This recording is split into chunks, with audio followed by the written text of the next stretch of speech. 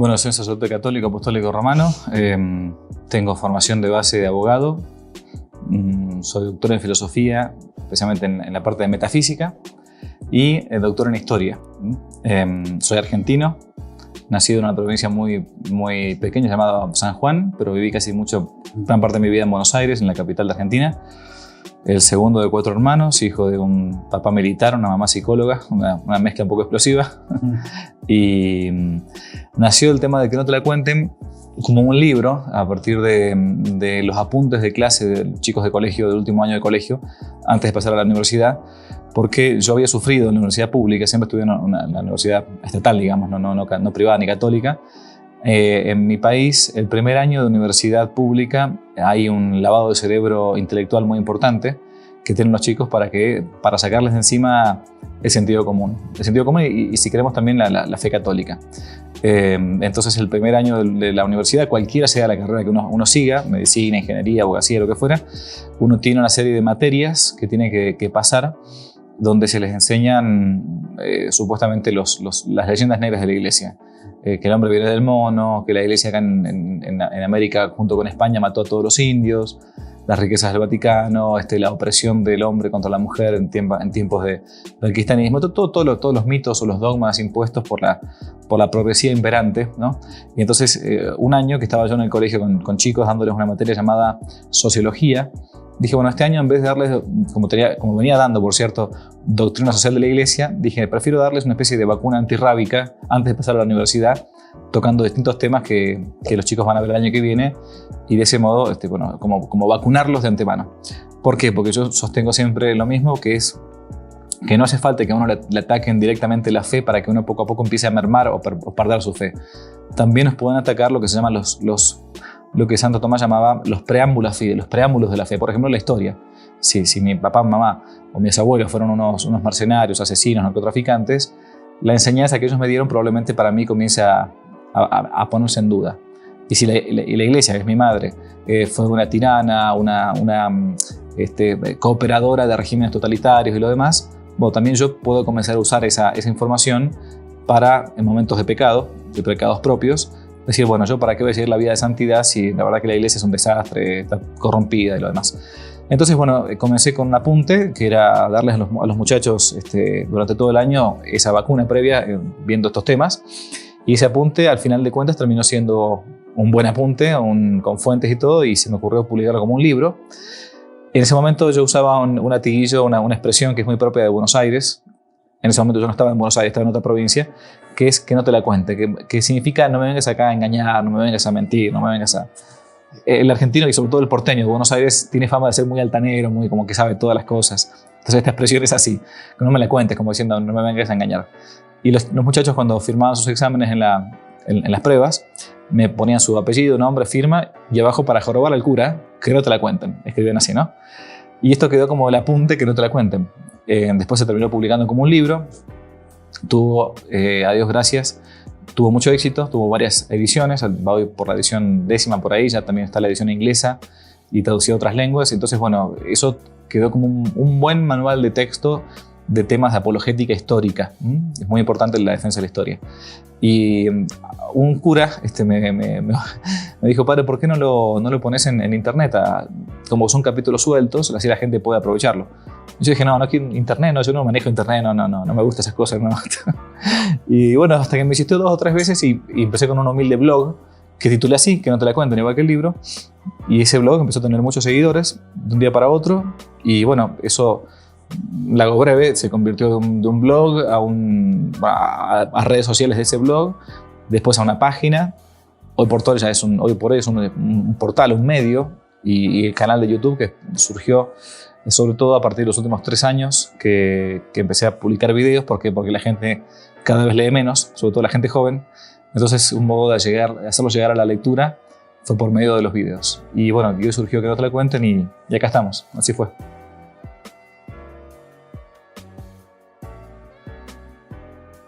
Bueno, la apologética lamentablemente es una disciplina que hoy por hoy se ha dejado de lado en gran parte de la Iglesia. Apologética viene del verbo griego apologumai, que significa defensa, defender, ¿no? Apologeo es defender. Y los primeros padres de la iglesia que tenían que defender el cristianismo de los ataques del paganismo o del judaísmo, se conocen así como padres apologetas, ¿no? Por ejemplo, San Justino, del siglo II, es un padre apologeta. Es la defensa de la fe contra los ataques del enemigo. ¿Qué es una apologética histórica? Es una defensa, un intento de defensa de nuestra fe católica a partir de la historia. Es una expresión que, por cierto, yo me parece que inventé porque no lo había visto nunca, pero tengo que llamarlo de algún modo esto de intentar defender la propia fe a partir de la historia. Entonces yo llamo apologética histórica a ese conocimiento de nuestra propia historia de la Iglesia o de Occidente, si queremos, de modo general o genérico, para poder defender la fe a partir del conocimiento histórico con fuentes fidedignas. Yo trato de hacer siempre lo mismo cuando trabajo con los libros que no te la cuenten o con textos sobre algún tema polémico. Intento ir a buscar las fuentes que no son ni siquiera cristianas. A propósito, o sea, ¿para qué? Para ver que no lo está diciendo un cura a esto, lo está diciendo la iglesia. Lo están diciendo los mismos, por ejemplo, tengo que hablar de la teología de la liberación y no busco un texto de un teólogo católico ortodoxo, sino que busco los mismos textos de los teólogos de la liberación, Boff, Sobrino y compañía, todos estos miserables, para mostrar a la gente que lo que estoy diciendo no es mentira, sino que es verdad. O sea, ellos mismos están expresando lo que están queriendo decir, ¿no?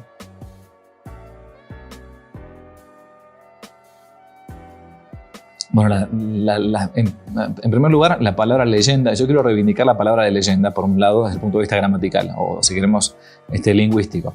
Leyenda en latín significa aquello que debe leerse, ¿no? Legenda se usaba así, eso sobre todo en tiempos de la Edad Media o en tiempos del Imperio Romano, aquellas cosas que deben ser leídas, ¿no? Entonces, uno escucha, por ejemplo, la leyenda dorada acerca de la vida de los santos, de Jacobo de la Vorágine, es un gran texto antiguo sobre la vida de los santos, pero hoy por hoy, en nuestros tiempos modernos, leyenda es algo así como un mito, algo que no existió, algo que, bueno, en fin. En esa acepción de la palabra leyenda, como algo mitológico, la leyenda negra se entiende por ese periodo de la historiografía, sobre todo española, principalmente a partir del siglo XIX o XVIII-XIX, que comenzó a intentar atacar a España, a la España conquistadora, a la España evangelizadora, por medio de acusaciones infundadas sobre lo que fue la conquista de América. De hecho, la misma expresión leyenda negra, justamente se da para la conquista de América, proviene de esa época. Entonces, ¿qué es una leyenda negra? Es un intento de tirar un manto de oscuridad o de suciedad o de polvo sobre un periodo de la historia para tergiversar los hechos, no contarlos como fueron, sino modificarlos con una finalidad propiamente política. O sea, la leyenda negra no es algo tipo, bueno, que no estoy de acuerdo, no, tengo opiniones distintas sobre la historia. No. La leyenda negra tiene una finalidad concretamente política. Fue inventada, por cierto, por los países protestantes, como Alemania, Holanda o Inglaterra, y en principio para atacar a España. Después, obviamente, esto se lleva hacia otros confines, no solamente de la conquista de América, sino la Inquisición española, o la Edad Media, o el periodo del feminismo y el mundo oprimido de la mujer en tiempos de cristianismo, este tipo de cosas, que hay muchísimas de este tipo. Eso es la leyenda negra, entonces, es la exageración o la tergiversación, mejor dicho, de los posibles errores que tuvo la Iglesia, que por cierto los tuvo, no hay que ser tampoco un necio para decir que fue todo perfecto, y magnificándolo y llevándolo hacia el infinito. Por un lado, la leyenda negra. Por otro lado, ¿qué es la leyenda rosada? Que por cierto es muy menor, mucho menor medida que la otra. Es el intento de justificar todos los yerros de la Iglesia, a pesar de que los hubo, por cierto, para tratar de defenderla. Lo cierto es que una causa mal defendida es de las peores causas defendidas. O sea, uno tiene que saber que la historia, como decía Cicerón, es maestra de la vida. Y en su definición clásica, es la historia, la narración de los hechos trascendentes del pasado. Y si en el pasado realmente hubo hechos que fueron deplorables y que fueron realmente criticables, no tiene sentido taparlos. O sea, el mejor modo de mantenerse libres es contar la verdad. Entonces, a ver, uno no puede llegar a decir que acá en América no hubo algunos excesos con los pueblos indígenas, porque sería una necedad, una estupidez. Pensar que todos los que venían de acá a América desde España eran santos como San Francisco de Asís es una tontera. Y pensar que todos los que venían acá a América era solamente para evangelizar era estúpido. Si existía la expresión hacerse la América. Es cierto. Ahora, pero también es contrario a la verdad de que todos los que vinieron acá, por ejemplo, fueron abusadores, explotadores, racistas, que destruyeron los pueblos, las culturas supuestas originarias. Bueno, entonces no se puede caer ni en la leyenda negra, que se plantea que todo fue malo, ni tampoco en la leyenda rosa o rosada, que todo fue espectacular, bueno, impoluto y que eran todos niños de pecho, ¿no?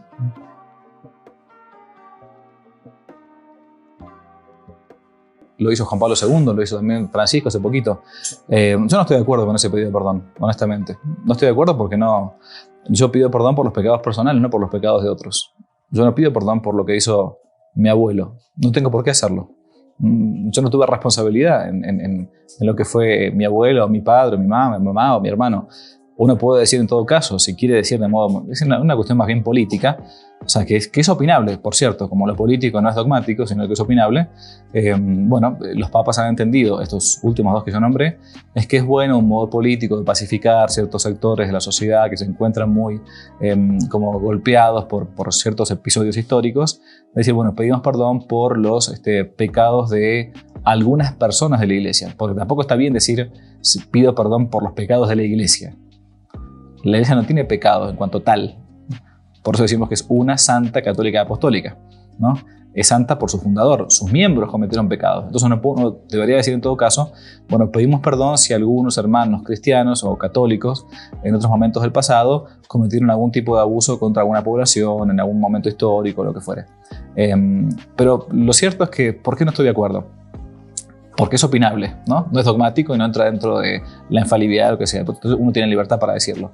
Pero aparte, ¿por qué? Porque tampoco creo que sea prudente. Porque en la práctica lo que sucede después es que la gente, los enemigos de la iglesia, no solamente no reciben el perdón. Pasó hace poquito en Canadá con las supuestas masacres de los indios en los internados canadienses católicos, ¿no? No solamente que no aceptan el perdón, sino que se aprovechan de eso y toman de eso para todavía ahondar más la grieta y para meter más el dedo en la llaga y seguir diciendo, no, ahora no queremos solamente un perdón, queremos que nos devuelvan las tierras que nos quitaron, como si fueran las tierras de ellos, ¿no? Bueno, por eso no creo que sea ni siquiera prudente. O sea, hay una parte de la prudencia que es la prudencia política. Esto habla muy bien Santo Tomás de Aquino, ¿no? Una parte de la prudencia que se refiere a la polis, al gobierno, que es la prudencia del gobernante. Entonces yo creo que no es un acto prudente.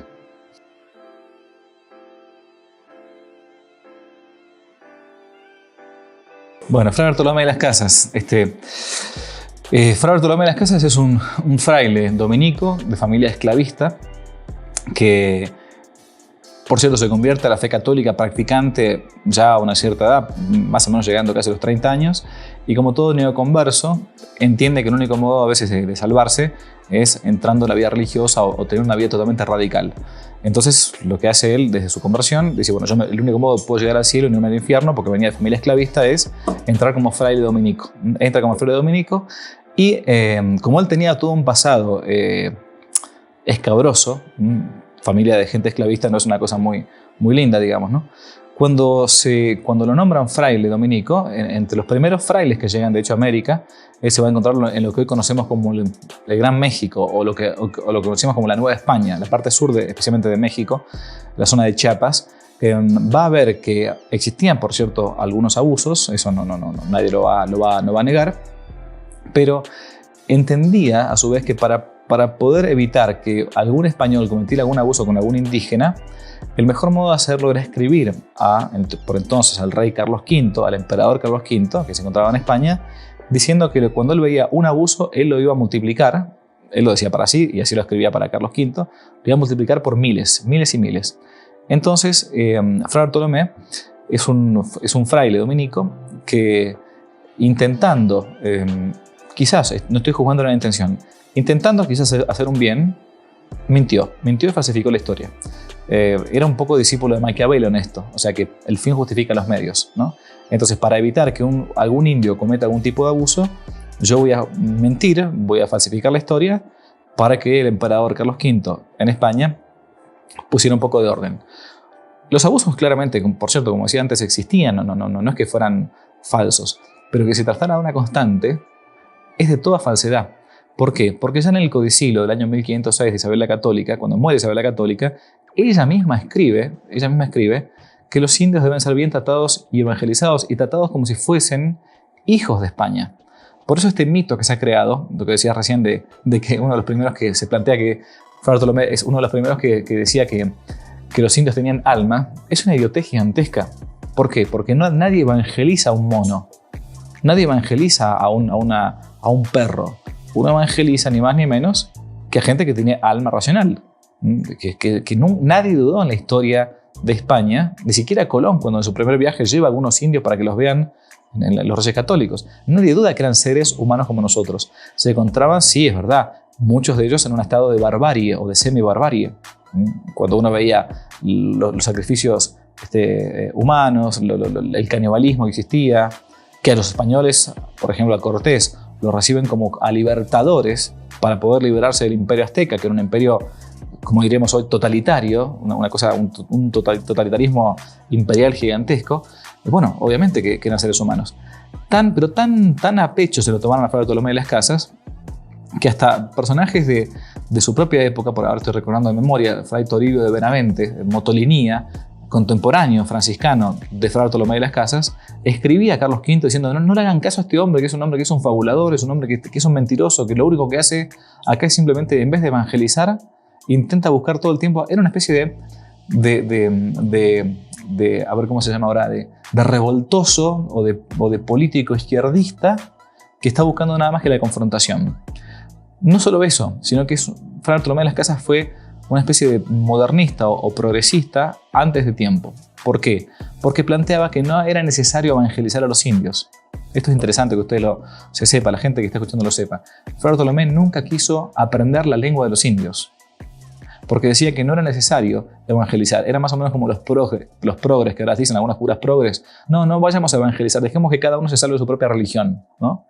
Tanto fue así que se lo tomaban bastante en serio los españoles y con mucha paciencia, que lo llegaron a nombrar obispo de Chiapas. Bartolomé es el primer obispo de Chiapas, en México, hoy en México, ¿no? ¿Cuánto tiempo duró en Chiapas? 1 año como obispo. ¿Por qué? Porque los mismos sacerdotes, curas de su diócesis, lo echaron a patadas de la diócesis y tuvo que volverse a España. Por eso en los últimos 30 años, Fray Bartolomé no vivió en América, sino que vivió en España, y desde España seguía escribiendo y criticando. Sigo y continúo y termino con esto. Tan a pecho se lo tomaron a Fray Bartolomé que entre el año 1550 y 1552, en una ciudad de España, al norte, llamada Valladolid, existió la famosa controversia de Valladolid, que fue una especie de juicio público convocado por Carlos V, donde tenía por un lado a Fray Bartolomé de las Casas, por otro lado a un sacerdote diocesano, Ginés de Sepúlveda, para confrontar y a ver si lo que se estaba haciendo en América era o no justo. Es una especie el único caso de la historia que yo conozco en el que una conquista se frena para hacer una especie de examen de conciencia político. Lo que estamos haciendo en América, ¿es justo o no es justo? Eso es lo que quería saber Carlos V. Si no es justo, nos tenemos que volver todos de vuelta para España porque está mal lo que estamos haciendo, somos católicos. Y si es justo, podemos ir adelante. En esta controversia de Valladolid, que duró 2 años, con sesiones distintas, es donde Fray Bartolomé de las Casas, si escuchan bien lo que digo, dijo que para evitar que los indios trabajasen, había que traer a esclavos negros, porque los esclavos negros sí casi no tenían alma. Bueno, esto la gente no lo sabe, ¿no? Fray Bartolomé de las Casas fue utilizado por la leyenda negra antihispanista, antihispanoamericana, antiespañola, y hoy por hoy en muchos lugares progres es tenido como una especie de apóstol de los indios, cuando en realidad fue una especie de apóstata de los indios, porque no les buscó lo más importante que España les pudo llevar, que es justamente la virtud de la fe.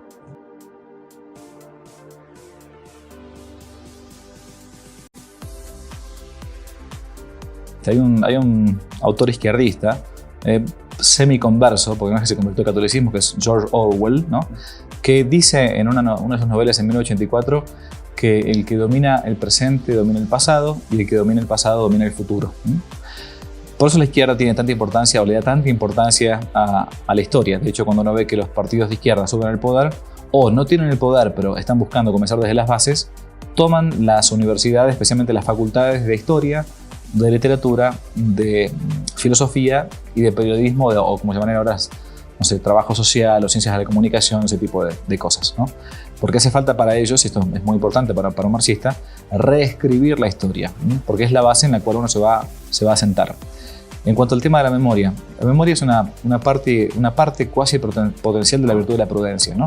En la prudencia, una de las partes que, como decimos, uno de los ingredientes de la virtud de la prudencia es ver cómo fue en el pasado. La memoria, en cuanto tal, no en cuanto a sentido interno, ¿no?, como decimos en antropología, sino en cuanto al sentido político y a su vez personal, es cómo me fue a mí en el pasado o cómo le fue a otro en el pasado, para repetir las cosas buenas que hice, o que hicieron otros y le fue bien, o rechazar lo que me fue mal, digamos, es normal. Como dice el dicho, el que se quemó con leche ve una vaca y llora, digamos, ¿no? Porque, claro, se dio cuenta que la cosa no funcionaba. Y por eso la memoria es muy, pero muy importante, y es muy dejada de lado muchas veces, no solamente por nosotros, a nivel personal, o sea, a nivel de la virtud de la prudencia individual, personal, porque a veces o somos orgullosos o no queremos escuchar el consejo de otro que a mí fue de tal manera, o fíjate que no hagas esto porque o por este camino sí conviene ir. A veces por nuestro orgullo personal nos impide escuchar a otros, sobre todo los más viejos, que saben más, como dice el dicho, el diablo sabe más por viejo que por diablo, ¿no? Sino que también incluso en la parte política. Cuando uno conoce su historia, entonces tiende a repetir las cosas buenas y a evitar las cosas malas. Pero si a mí me reescriben la historia, me reinterpretan la historia, me falsifican la historia, entonces hacen que yo necesariamente no conozca el pasado y no pueda saber cómo manejarme en el presente. O mejor dicho, me intente manejar yo en el presente como supuestamente pasó en el pasado si me reescribieron la historia. La reinterpretación que el marxismo hace hoy por hoy de la historia, no solamente el marxismo, también el liberalismo, ¿no? He intentado escribir una historia de nuestros pueblos hispanoamericanos en clave liberal, ¿no? O en clave marxista, los marxistas. Hacen que uno, claro, tenga una especie de memoria hemipléjica, ¿no? Conozca nada más que una parte, pero no la otra. O me tergiversan los hechos o me las falsifican decisionalmente.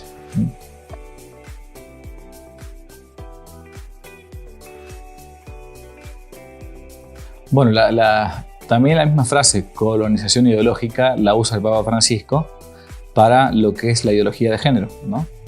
Cuando se habla de una colonización ideológica, es el intento no tanto de colonizar o de conquistar un país, un territorio, una provincia, una región, sino sobre todo el mundo de las ideas, que es mucho más importante que una tierra. Porque si uno conquista el mundo de las ideas, esto lo decía también Gramsci, después poco a poco la entrega de las tierras es una cosa que se cae como de consecuencia, ¿no?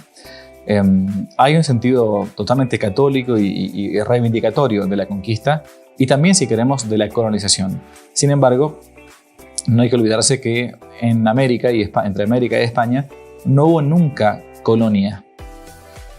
América no fue una colonia de España. América era España. Hay una gran diferencia con lo que hizo Inglaterra, Holanda o Francia, que sí colonizaba. ¿Qué significa colonizar? Tener tierras que por un momento están dominadas por un país, pero simplemente son dominadas para poder extraer de ahí, como si fuese que uno saca de la naranja el jugo, digamos, ¿no? Pero después, terminado de exprimir la naranja, la dejo destruida ahí, terminada y seca. La conquista, y a su vez que va acompañada siempre de la evangelización, es totalmente noble, totalmente loable, totalmente reivindicable.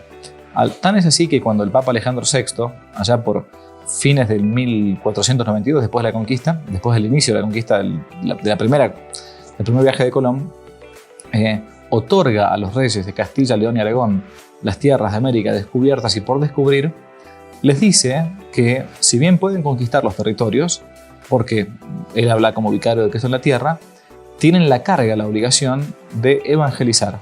Y en el caso de que no evangelicen entonces, esos territorios deberían volver de vuelta a sus legítimos poseedores. En cuanto a la conquista de América, habría mucho para decir. El continente americano estaba apenas en un 5% habitado.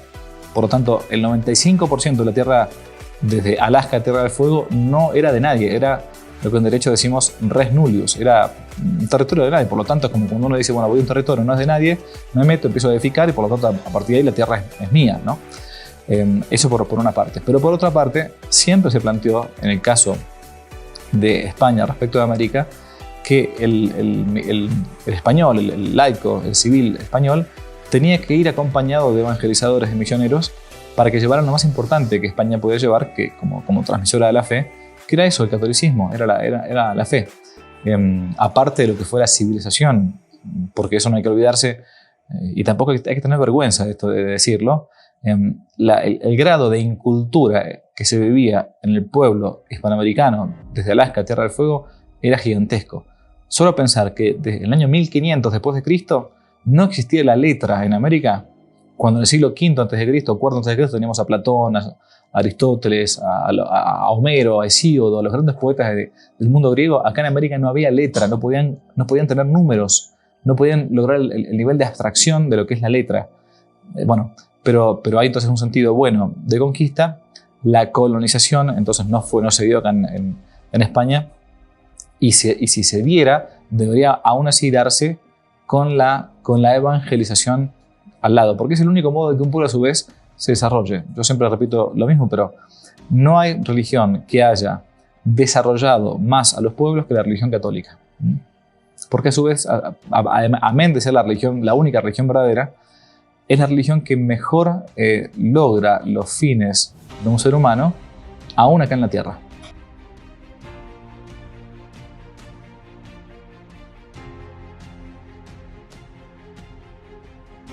Sí, porque las ideologías son, al final de cuentas, como el demonio, son como el mono de Dios, que intentan imitar lo que Dios hace, ¿no? O sea, hacen el guiso, pero no tapan la olla, no ponen la olla, ¿no? Entonces buscan, toda ideología tiene un sentido universalista.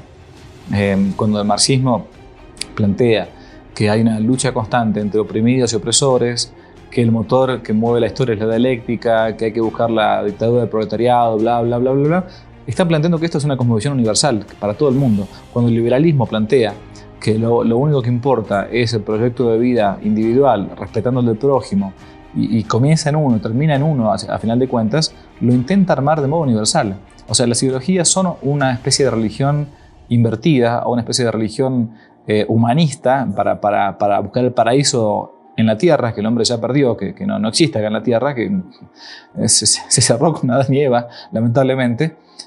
Buscan tener una especie de visión redentora del hombre. Y de algún modo son como una especie de imitación o de falsificación burda de lo que es la verdadera religión. Bueno, la revolución, primero para definir lo que es la contrarrevolución hay que decir lo que es la revolución. La revolución es dar vuelta al sentido natural de las cosas, ¿no? Revolvere en latín significa eso, dar vuelta, verter, así como uno puede verter un vaso, la etimología es exactamente la misma. Dar vuelta al orden natural de las cosas, el orden común de las cosas, de la sociedad, ¿no? Y por lo tanto, en contraposición, una contrarrevolución, y acá uso una frase famosa de un gran político francés, de contrarrevolucionario de la Revolución Francesa, que fue José de Maistre. Él decía, la contrarrevolución no es una revolución contraria, sino que es hacer lo contrario a lo que hace la revolución con R mayúscula, ¿no? Entonces, la revolución intenta destronar a Dios, la contrarrevolución intenta nuevamente poner a Dios en su lugar, en el centro de la historia. La revolución intenta buscar la lucha de clases, la contrarrevolución intenta mostrar que hay una verdadera fraternidad humana, no en el sentido masónico de la palabra, ni liberal de la palabra, en cuanto que todos somos hijos de Dios, y por lo tanto, los hijos de Dios somos, si somos católicos, también herederos del cielo, si nos portamos bien, ¿no? La revolución plantea la dialéctica hoy por hoy, hombre-mujer. La contrarrevolución intenta de vuelta implantar el orden natural y a su vez orden natural de que matrimonio es uno con una para siempre. Es decir, volver de vuelta a buscar que el vaso que estaba dado vuelta se pare en su base, en su eje, para que pueda servir, para que pueda ser utilizado. Eso es una contrarrevolución. Cultural, ¿por qué cultural? Porque busca en el ámbito propio de los hábitos humanos, que es la cultura, que son las manifestaciones del hombre, desde la historia, la política, el arte, el deporte, la música. No hay ámbito en el que cuando un hombre es hombre, no desarrolla de algún modo cultura. Por eso no puedo hablar de culturas más bajas y culturas más altas, de culturas más decadentes y culturas más elevadas. Entonces la contrarrevolución intenta volver nuevamente, si queremos usar una frase, una expresión de los papas, ¿no? Buscar que la filosofía del Evangelio gobierne de vuelta a los estados.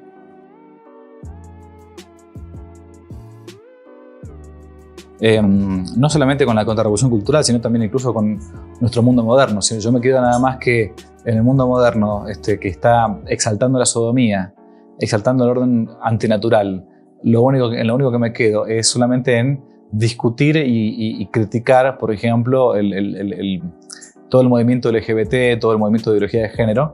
Entonces entro, y no está mal porque es un modo también de defender la fe, entro en un juego dialéctico que puede servir al principio, pero después lo que yo tengo que seguir predicando es el matrimonio católico de varón y mujer, ¿no? No solamente criticar lo que está mal, sino incluso predicar lo bueno, análogamente. Yo no me puedo dedicar nada más que a toda mi vida, por ejemplo, si uno trabaja con adolescentes, a predicar sobre la impureza.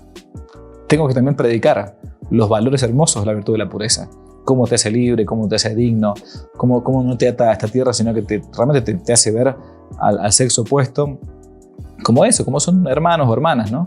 Bueno, tiene su riesgo, ciertamente, la misma palabra contrarrevolución, que implicaría como estar en contra de algo. Entonces, a su vez, hay una cierta dependencia de ese otro esgrimista que está del otro lado, y entonces cuando se mueve yo lo toco, ¿no? Como espadachín. Pero también hay un salto también de calidad, porque hoy por hoy la contrarrevolución, y yo utilizo el término a propósito, porque a muchos no les gusta, por eso me gusta usarlo, ¿no? Esa es una de las razones, que intenta, cuando uno lo explica bien, no es solamente la contraposición a lo malo, sino que es la contrarrevolución, por cierto, es ya explicar lo bueno. O sea, porque no es solamente criticar lo malo, sino exponer la bondad del cristianismo, exponer la belleza del arte cristiano, exponer la verdad de la historia católica, ¿no? Entonces, en la exposición misma de la bondad, del bien y de la belleza, ya hoy por hoy hay un acto que es contrarrevolucionario, sin necesidad de estar criticando lo feo, lo malo o lo que es falso. Hoy por hoy, alguien contrarrevolucionario es alguien que dice la verdad.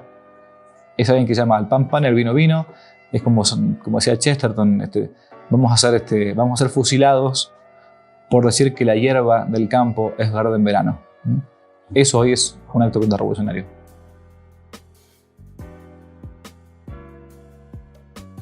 Bueno, no somos ángeles, no somos seres asexuados, no somos seres incorpóreos.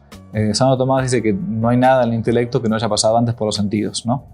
Entonces, para poder predicar la bondad y la verdad, hace falta también predicarlas en un ámbito de la belleza estética incluso, ¿no?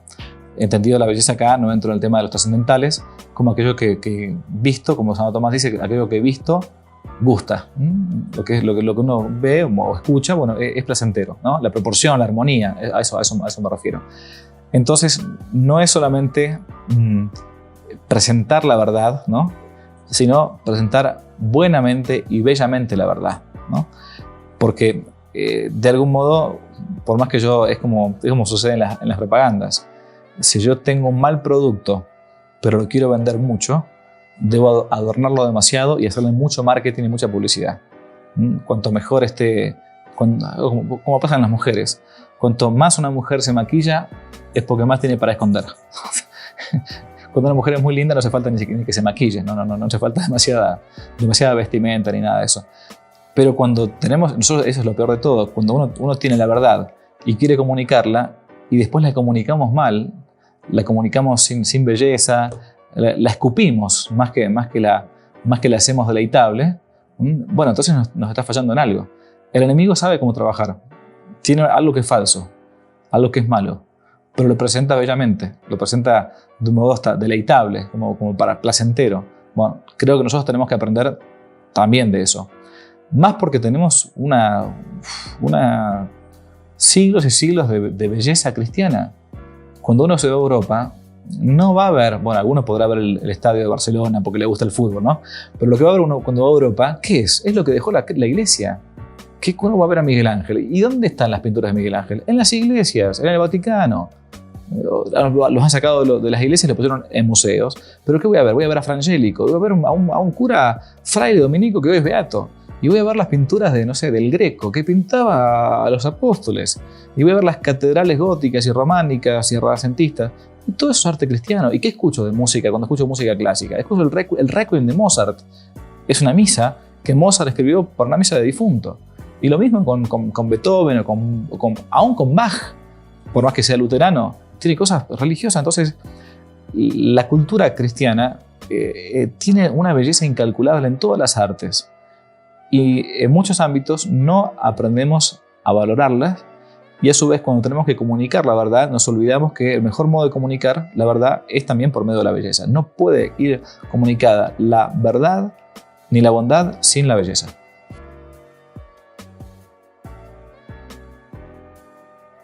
Bueno, el arte o la música es uno de los modos más hermosos para poder aprovechar, sobre todo en la juventud, ¿no?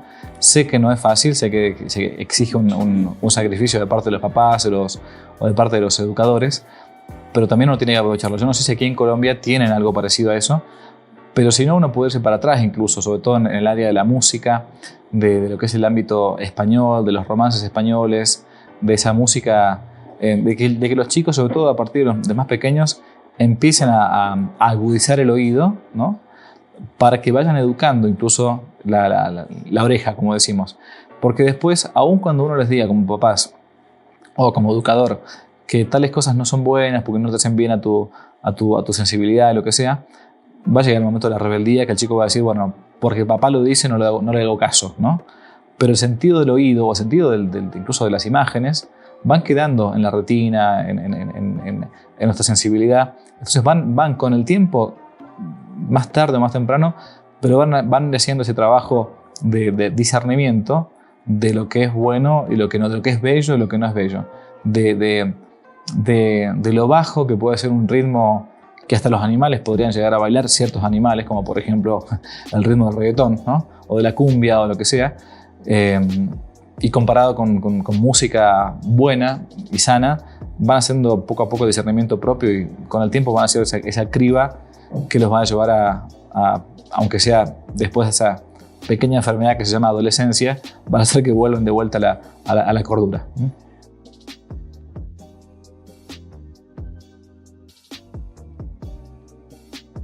Bueno, el ámbito propio de la Iglesia es iluminar con el Evangelio, o sea, predicar, ¿no? De la Iglesia jerárquica que estamos hablando, ¿no? De los sacerdotes, obispo, el Papa. Pero el ámbito propio del laico es el ámbito de la polis. El laicado tiene que estar en el ámbito de lo público, no tiene que estar el cura dirigiendo partido político, ni mucho menos. Y por cierto, tampoco el ámbito de la política es meramente el ámbito de la partidocracia, o sea, del ámbito de los partidos políticos, porque hacer política puede ser perfectamente política en el buen sentido de la palabra, en el sentido clásico, un maestro en su clase, o un trabajador en su trabajo con un sindicato, o en los que se llaman en la doctrina social de la Iglesia los órganos intermedios, los organismos intermedios, ¿no? Entonces, ahora, si alguno tiene esa vocación a la vida política superior, gobernante, hoy por hoy en un régimen democrático, que lamentablemente es de los más espurios de los que existen, pero quiere meterse en el ruedo, bueno, puede hacerlo, debe hacerlo si es que es su vocación, siempre y cuando no traicione sus principios, siempre y cuando no prostituya sus ideas, ¿no? Porque a veces sucede que gente con muy buena intención comienza en el ámbito público, en el ámbito político, y después de un tiempo, como tiene que haber ciertas alianzas con gente y todo, termina dejando de lado los principios propios y termina, como dicen ahora, deconstruyéndose, ¿no? Y volviéndose a algo que no era. Y eso fue lo que pasó en muchos ámbitos, en muchos países, con partidos políticos católicos, o mejor dicho, católicos que se metieron en la política partidocrática, que lamentablemente con el tiempo fueron bajando su vara, ¿no? Y terminaron siendo, como decimos en mi patria, ni chicha ni limonada, ¿no? Ni frío ni caliente, y por lo tanto son dignos de ser vomitados.